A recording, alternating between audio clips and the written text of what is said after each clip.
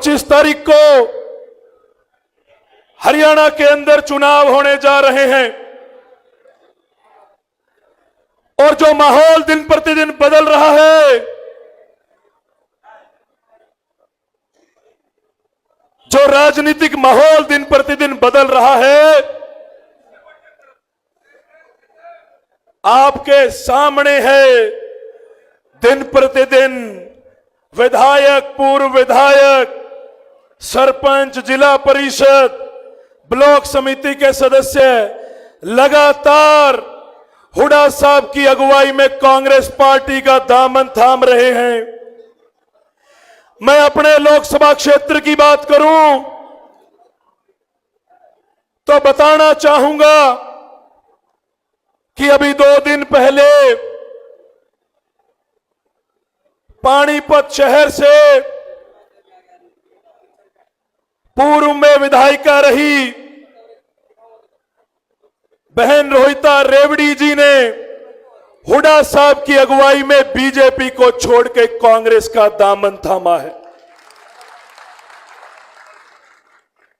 मैं बात करूंगा नीलोखेड़ी के निर्दलीय विधायक आदरणीय धर्मपाल गोंदर जी की, जिन्होंने अभी कुछ दिन पहले चौधरी भूपेंद्र सिंह हुड्डा जी की अगुवाई में बीजेपी को छोड़ के कांग्रेस को समर्थन देने का ऐलान किया है।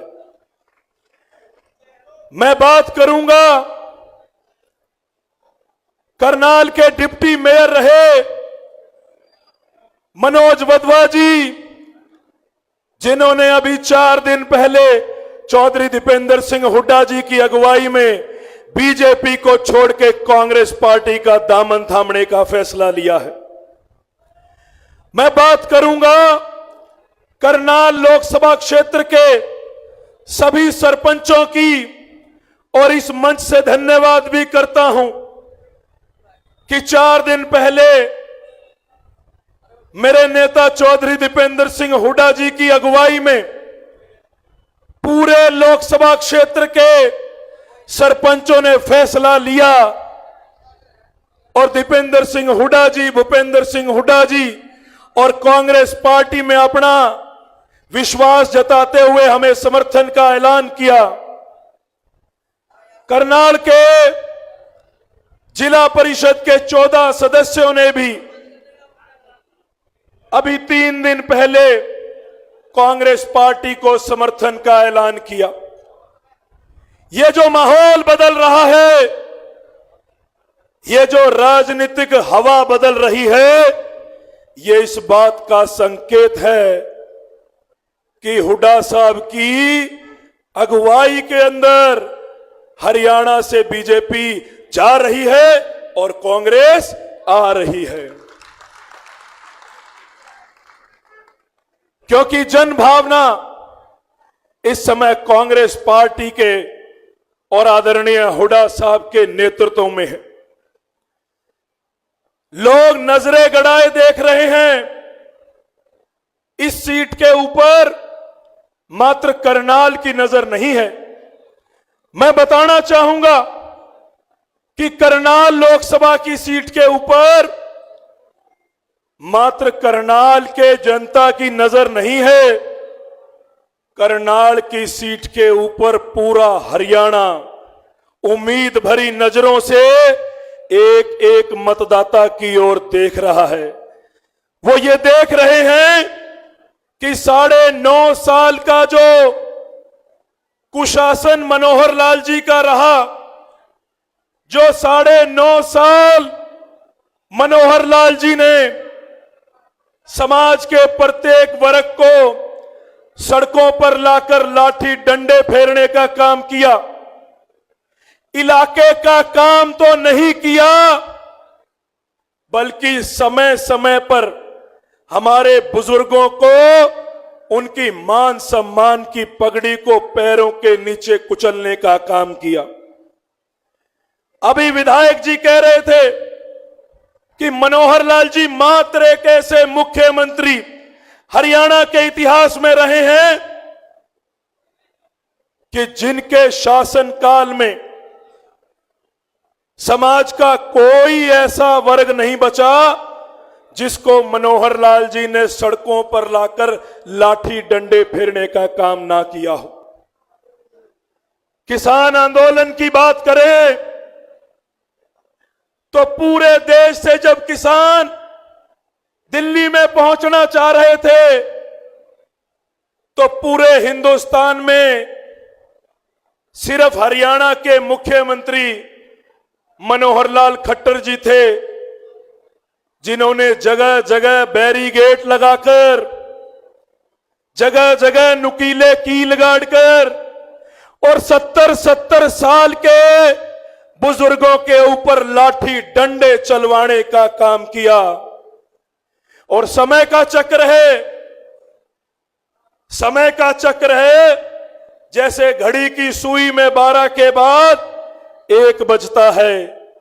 आज समय का चक्र है।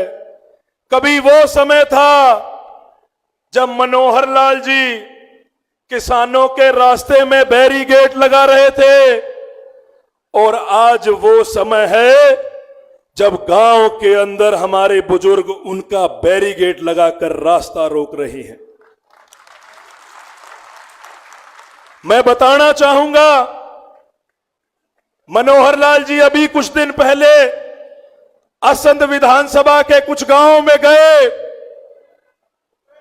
वोटों की अपील करने, पूरा अपना लांग लश्कर लेकर 200-250 पुलिस कर्मचारी उनके साथ लेकर गए गांव के अंदर।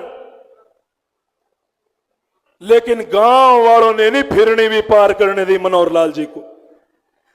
गांव के चौराहे के ऊपर काले झंडे दिखाकर मनोहर लाल जी का वहां विरोध किया और 2-2 बार के मुख्यमंत्री रहे मनोहर लाल जी को गांव के चौराहे से अपनी गाड़ियों का काफिला घुमा के वापिस जाना पड़ा।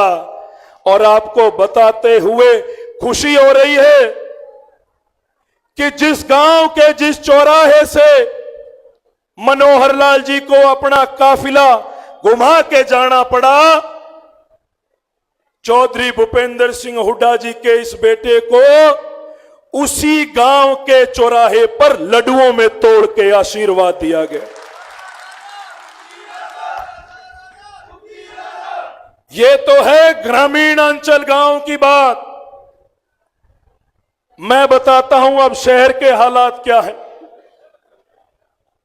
शहरों में मैं कल करनाल शहर के अंदर मैं दुकानदार भाइयों से मिला, व्यापारियों से मिला। डोर टू डोर का कार्यक्रम था। जब दुकानदारों से मिल रहे थे तो दुकानदारों ने भरपूर स्वागत किया, फूल मालाएं पहनाई और गले लगाया। गले लगाने के 2 कारण थे। पहला तो अपने इस छोटे भाई को प्यार दिया और दूसरा चुपके से कान में कहा कि हम व्यापारी हैं, सरकार ने डर का माहौल बनाया हुआ है, लेकिन विश्वास दिलाते हैं कि इस बार व्यापारी और दुकानदार, गरीब आदमी शहर का भी कांग्रेस को वोट देगा, कांग्रेस को वोट देगा। तो ये जो परिवर्तन चल रहा है, ये जो लहर चल रही है, अभी कुछ दिन पहले जब तक कांग्रेस के प्रत्याशी मैदान में नहीं आए थे तो मनोहर लाल जी कह रहे थे, मीडिया के साथी मौजूद हैं, कह रहे थे कि कांग्रेस के प्रत्याशी मैदान में नहीं आए, मजा नहीं आ रहा। मैं कल कह रहा था खट्टर साहब को, मैं कहा अब स्वाद आ रहा है कि नहीं आ रहा। तो जो माहौल बन रहा है, हवा चल रही है, लोगों ने मन बना लिया है। अब ये चुनाव ना कांग्रेस बनाम बीजेपी का है, ना ये चुनाव दिव्यांशु बुद्धि राजा बनाम मनोहर लाल जी का है। अब ये चुनाव पानीपत और करनाल की जनता बनाम मनोहर लाल जी का ये चुनाव है। लोगों ने इस चुनाव को अब अपने हाथों में ले लिया है और लोगों ने यह फैसला कर लिया है कि इस बार केंद्र से भी और हरियाणा से भी बीजेपी का सुपड़ा साफ करेंगे और केंद्र में भी और हरियाणा में भी कांग्रेस की सरकार स्थापित करेंगे। हमारे बीच में आदरणीय हुड्डा साहब आज अपने इस बेटे को आशीर्वाद देने पहुंचे हैं। मैं बताना चाहूंगा 31 साल की उम्र में आज पार्टी ने यह मौका दिया मुझे बतौर लोकसभा प्रत्याशी आपके बीच में सेवा करने का मौका दिया। लेकिन इस नाचीज की जब शुरुआत राजनीति में हुई थी तो अपने भाई चौधरी दीपेंद्र सिंह हुड्डा जी की उंगली पकड़ के मैंने पंजाब यूनिवर्सिटी का प्रधानगी का चुनाव लड़ा था।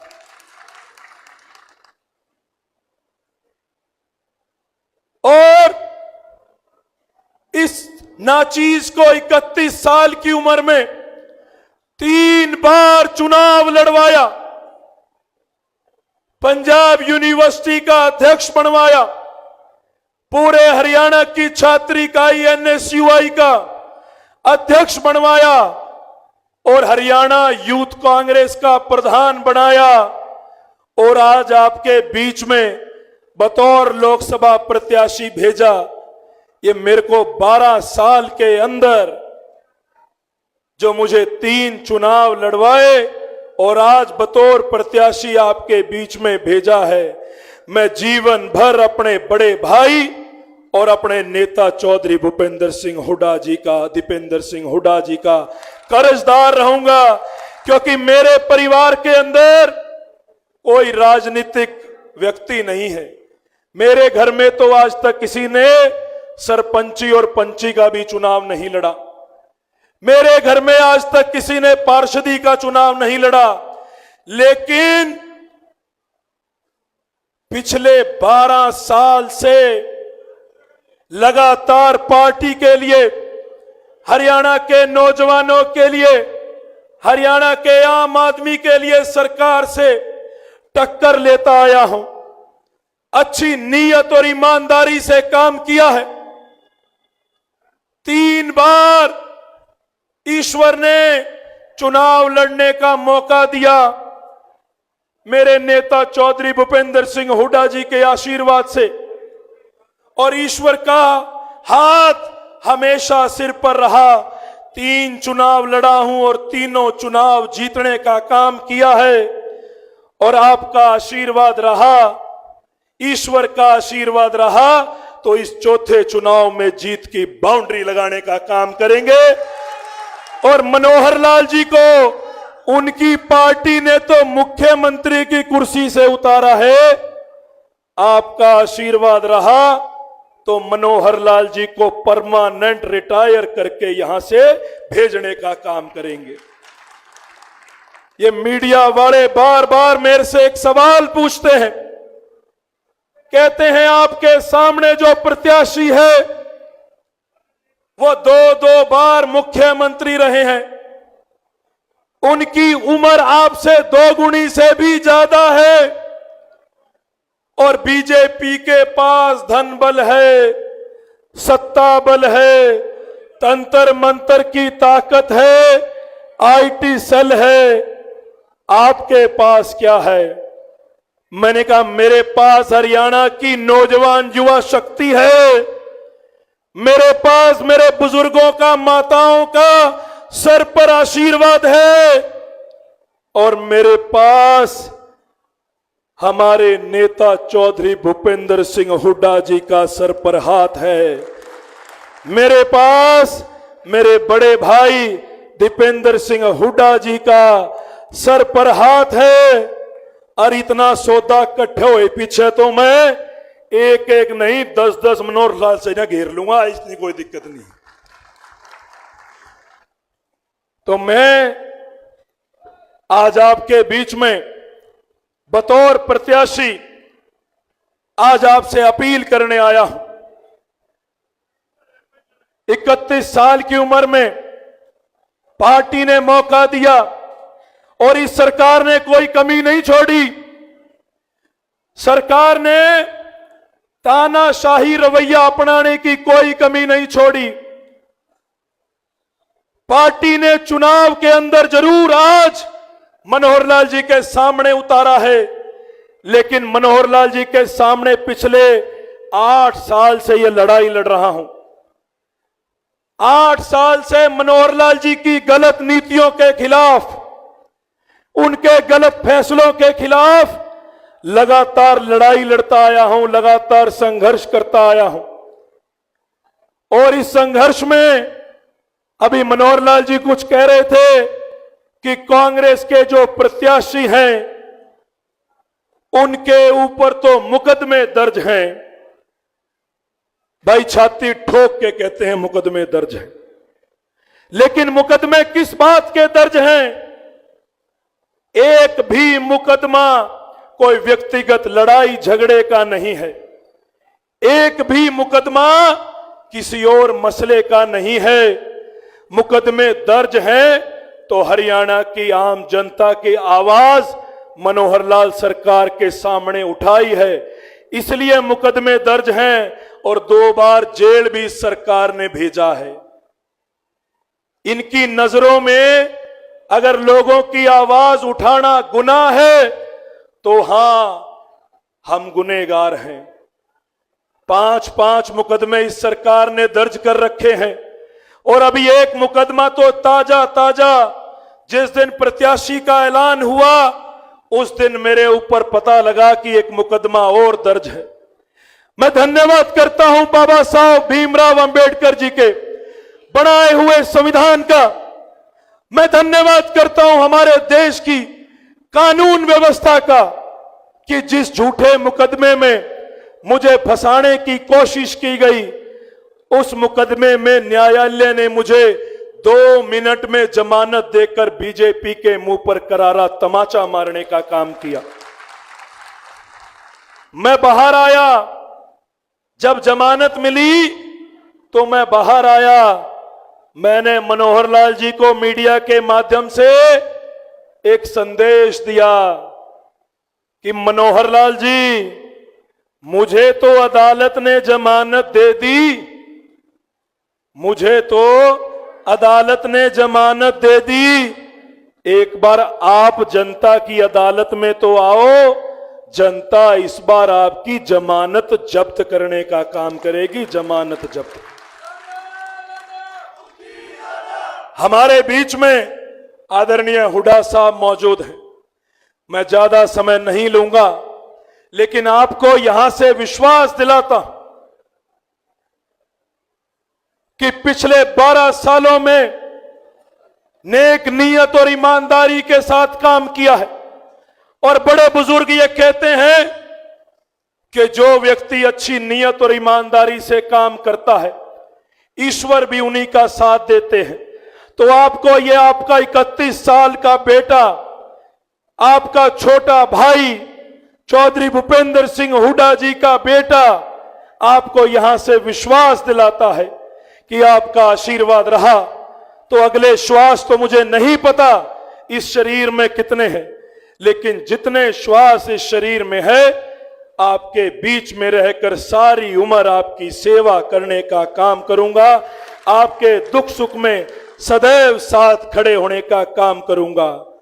और मनोहर लाल जी अभी कुछ दिन पहले देख रहा था, झोलियां फैला फैला कर वोट मांग रहे हैं और कह रहे हैं कि जो कमी रह गई अगली बार पूरी कर देंगे। अगर 9.5 साल काम किए होते तो मुझे नहीं लगता कि अब झोलियां फैलाकर वोट मांगने की जरूरत पड़ती। चुनाव अब जिस रफ्तार को पकड़ चुका है, एक आखिरी संदेश मनोहर लाल जी के नाम। तो लो अब मैं जाता हूं, आखिरी संदेश सुनाता हूं। याचना नहीं अब रण होगा, जीवन जया की मरण होगा।